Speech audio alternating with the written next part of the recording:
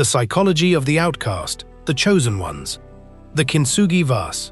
In ancient Japan, a young prince accidentally dropped the emperor's most prized ceramic vase. It shattered into 100 jagged pieces. The emperor, furious, ordered the royal servants to throw the broken shards into the dark forest outside the castle gates, calling them worthless garbage. But an old silent master craftsman quietly gathered those discarded fragments from the mud. He brought them to his studio, and instead of hiding the cracks, he mended them, using pure, liquid gold. The process was long and incredibly painful for the porcelain. But when it was finished, the broken vase was structurally stronger, brilliantly unique, and worth 10 times more than it ever was before. It became a masterpiece of Kintsugi, the art of precious scars.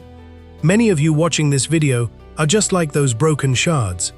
You are the person who has always felt like an outsider in your own family, the one who didn't fit into the dynamic, the one who was misunderstood, judged, or quietly pushed to the sidelines. To the world, you were labeled an outcast, but psychology reveals a profound secret. You were not broken, you were simply being prepared for liquid gold. Today, on The Mind Lens, we unlock the deep psychology of the chosen outcast, the archetype of the shadow. To understand why certain brilliant minds are naturally rejected by their environment, we must look into the legendary work of Swiss psychologist Carl Jung. Jung discovered that every family or social circle operates as a collective psychological unit. They share the same unspoken fears, the same biases, and the same comfortable illusions. But occasionally, a child is born into a family who possesses a rare, hyper-aware consciousness. You see the truths that others are desperately trying to hide, you spot the hypocrisy behind their smiles, and you refuse to participate in their silent emotional games because you don't wear the family persona or fake mask. Your very presence becomes a mirror that reflects their deepest insecurities back at them. They cannot manipulate you, and they cannot control your thoughts. Therefore, to protect their own fragile illusions, the group makes a subconscious decision. They isolate you. They label you as difficult, rebellious, or cold. In psychology, this is called projective identification. They turn you into the scapegoat, not because you are flawed, but because your light makes their shadows completely visible. The alone zone, the isolation crisis. The tragedy of the chosen outcast is that the first half of your life is defined by intense, heavy loneliness. You spend years desperately changing your voice, suppressing your true intelligence, and begging for a seat at tables where you were never meant to sit. But the turning point comes when you experience what Carl Jung called individuation. This is the moment the outcast stops crying outside the castle gates and turns around to walk into the vast, dark forest of self-discovery. Solitude becomes your supreme laboratory. Without the constant static and expectations of a toxic tribe, your brain's prefrontal cortex begins to repair itself from years of survival anxiety.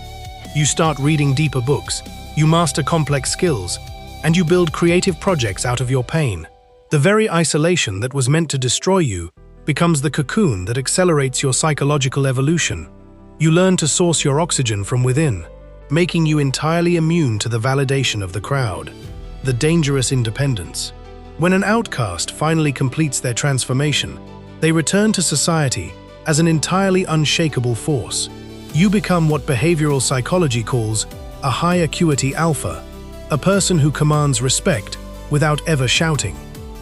Think about the ultimate leverage you now possess. You have already survived the worst thing a group can do to a human being. Abandonment. You faced the darkness alone. You collected your broken pieces from the mud, and you mended your own soul with gold. You can no longer be blackmailed with isolation.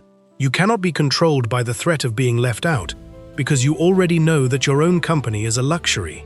When you walk into a corporate office, a new relationship, or a social gathering, you don't enter as a beggar searching for love. You enter as a sovereign king or queen, ready to walk away the exact second your peace is compromised.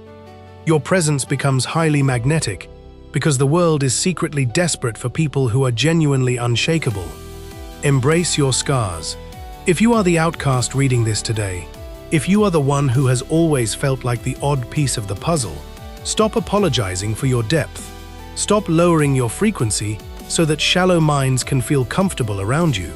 The universe didn't isolate you to punish you. It isolated you to protect you from the small, limiting beliefs of the crowd. You are the Kintsugi masterpiece. Your cracks are not your failures. They are the places where the gold belongs. Stand tall in your solitude, embrace your silent power, and finally recognize that being rejected by the tribe was your greatest blessing. If you have ever been the chosen outcast, smash that like button and type "mended with gold" in the comments section below. Subscribe to the Mind Lens as we continue to map the unseen depths of the human mind. Until next time, guard your brilliant soul and take care of your peace. Goodbye.